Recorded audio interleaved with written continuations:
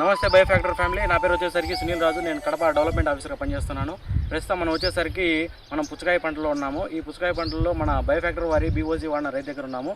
ఇది బీఓజీ వాడిన తర్వాత ఎలా ఉందనేది మనం రైతు ద్వారా తెలుసుకుందాం. సార్ నమస్తే సార్. మీ పేరు సార్? నా పేరు యాండ్రెస్. మీ ఊరు సార్? మా జీపీ రెస్పాన్స్. మీ ఫోన్ నెంబర్ సార్? 9707518269. మీ డిస్టిక్ సార్? కడప జిల్లా. కడప జిల్లా. సార్ ఇప్పుడు మీరు బీఓసీ బై ఫ్యాక్టర్ వాళ్ళది బీఓసీ వదిలినారు కదా, వదిలిన తర్వాత మన పంటలో ఎలా ఉందనేది మీ మాటలో చెప్పండి. బాగుంది. తీగ అనేది వచ్చింది. తీగ అనేది ఇదివరకు తీగ తక్కువ ఉండింది, ఇప్పుడు తీగ అనేది ఎక్కువ అయింది. బాగా అల్లుకుపోతుంది. ఇంకా పూత రావడం కానీ పూత వచ్చింది, పిండి నిలబడింది, అంతా మంచిగా ఉంది. అదే రైతు మాటలనే కాదు, మనం డైరెక్ట్గా చూసుకోవచ్చు. ఇక్కడ కూడా మనం డైరెక్ట్గా చూసుకుంటే తీగ కూడా బాగా పాకినట్టుగా మనం డైరెక్ట్గా మన కళ్ళతోనే చూడొచ్చు. అలాగనే పిందె బాగా పట్టింది. అలాగే ఆడపూత ఎక్కువ ఉంది.